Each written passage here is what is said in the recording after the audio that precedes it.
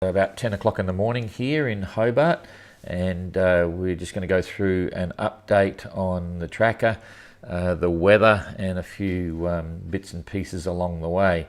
So you can see there's still some big winds here in the Southern Ocean, but generally nothing like Susie experienced a few days ago. And we'll start off down here at the back of the fleet. We're now spread out 6,000 miles or so across the Southern Ocean, and we'll come over here, start at the back end. Both Mark and Igor have still got challenges with the weather. We haven't had an update from Igor yet on exactly how he went on to repair his forestay. It was broken. I'm just going to come right over here. It was broken a few days ago. He's had the calms that he was looking for to climb up the mast, and now he's got very light winds, so he's only making 2.4 knots, and that's going to be frustrating a little bit in the next few days as well, especially for Mark. These positions now are about 3 hours old, so it's still relevant. You've got very light winds, so wouldn't expect him to be going very fast at the moment, but we will be monitoring the situation closely. The reality with Igor is that unless he's able to effect a substantially secure forestay, it may develop into a situation where, as organisers, we insist he possibly stops in Hobart and makes a proper repair.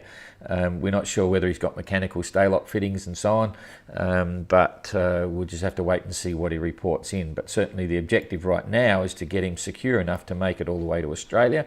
That's his only realistic area of support, and we hope he can, and we hope he can continue on in the race without having to make a stop anywhere to effect a more permanent repair.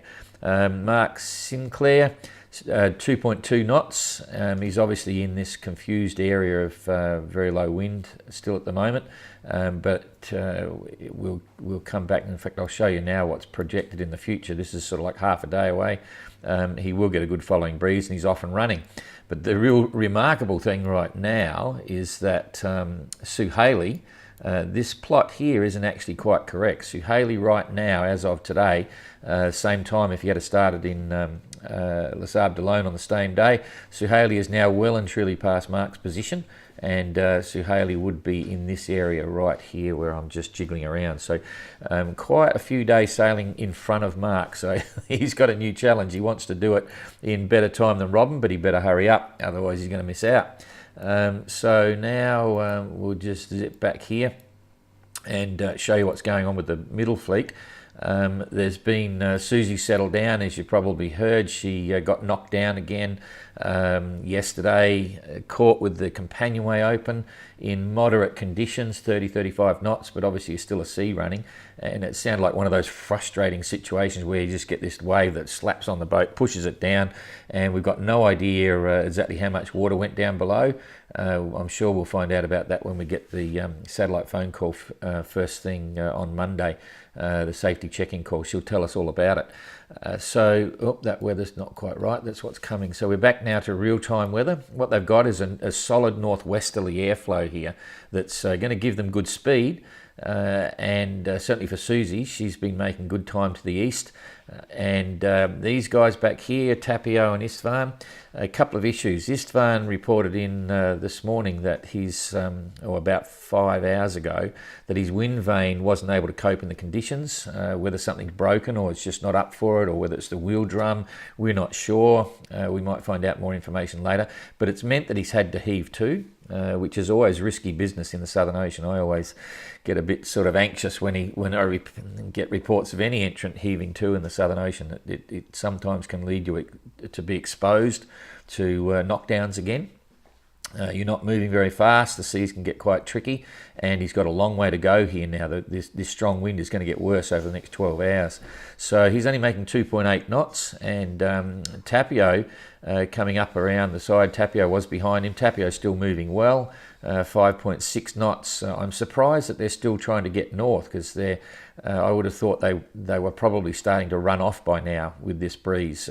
That's broad reaching, it's on their port quarter, but I would have thought this sea would start to build up. And in fact, let's have a look at it here. If we go to the sea state right now, that's sort of 6 meters or so, and it's going to build a little bit more. Not huge, but quite substantial, and it'll be going generally in the direction of the wind. So I would expect to see Tapio start to come off a bit in the next number of hours. If we progress the weather through, and I'll just explain this tutorial again on how we do this new little trick that we were told about. You've got the weather slider here. If you just click on that once and then go to your keyboard, your left and right key, I can click it through. You'll see it's changing 1 hour every time I click it. So this is 2 hours. I'll now I'll just increase this so you can see how this weather's going to come over the guys. And this is getting pretty solid here behind them. That's around about, that'll be 50 knots there. There's just starting to get little tints of blue in here, which means going up forecast over 60, which is a lot of wind. Because remembering forecast isn't the peak gusts. If you're forecasting 50, you're going to get 60, 65 knot gusts in between. So now I'll just push this weather through and you'll see it start to come over. I've got to click on that again. Whenever you do that once, you've got to click on it, and we can go another hour. So you'll see it start to come up. 2 hours, 3 hours, 4 hours, 5 hours. It's starting to condense a bit. And in front of this front here, it's starting to squash up and quite strong. They're going to have big seas. There'll be 55, 60 knots there, and it's going to last for about 8 hours before it swings to the southwest. It's going to drop off a bit. It'll drop off 15, 20 knots. That's where it gets a bit lighter here, and then it'll set up a consistent 35 knot, maybe 40 knots southwesterly, and the seas will start building again there. Susie's going to be back into it, not a storm. The difference here, the storm was a circular, sort of like a cyclonic situation. They're the nasty ones. This one is just typical Southern Ocean stuff. This is what the Southern Ocean is all about. This will get organised into longer swells further apart, strong winds. They'll be curling and breaking, so it's not easy, but it's what you imagine the normal Southern Ocean to be. It's not necessarily dangerous seas, like totally confused seas, but nonetheless, you still got to be on the ball. This is what they prepared for, and this is what they're what they've been expecting in the typical Southern Ocean. So we'll clip it forward a few hours here. I'll just click and drag, and it comes through very quickly. And then you'll see Susie, by the time this gets in, will be about 150 miles ahead. This is getting nearly a day ahead. So she'll still be at that time. By the time this weather gets here, her position will be over here. Again, not too bad. She'll miss the worst of it. Istvan and Tapio are going to get some, a lot more than Susie does in this particular instance. So there's one day. You can see what's happening to Uku here as well. He's doing all right. He missed the big storm that Susie had. We thought he would come under the influence of that and get a bit closer, but fortunately that big circular storm that Susie did experience broke apart and didn't have much more than 50 knot gusts for Uku. He was quite happy about that as well. He was a bit concerned what was happening to Susie, and anyway, all is well. So I'll just shrink that back so you get a better picture. I should say that Loic, we didn't mention Loic here. Let's just go back and have a look. Loic has been doing incredibly well. No fuss, no bother, but he keep going, consistent average speeds.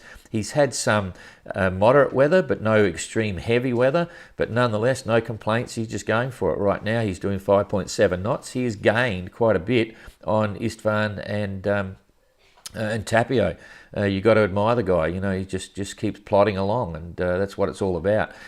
Some will say, oh, he's been lucky he hadn't a big storm, but he's doing quite well back there.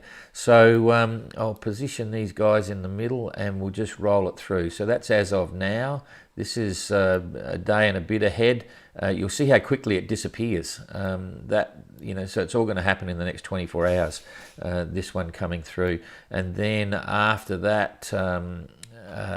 It's going to be more solid weather, but that's what you get in the Southern Ocean. So no real complaints. I'm not too stressed about that.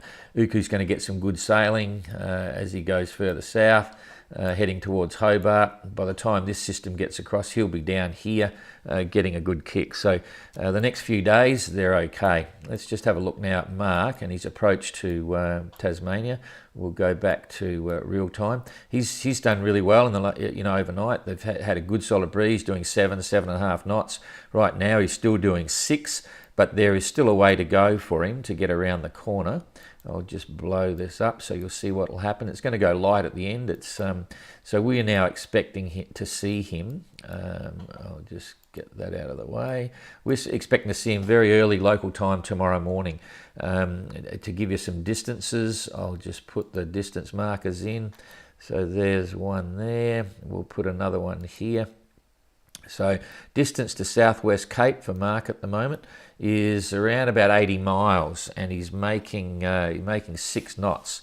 So that's 10, 11, 12, 13 hours yet before he's there. So later tonight he'll be pushing around the corner, and we'll update his ETA late today, and then there's at least another 50 miles up the top. So yeah, very early tomorrow morning.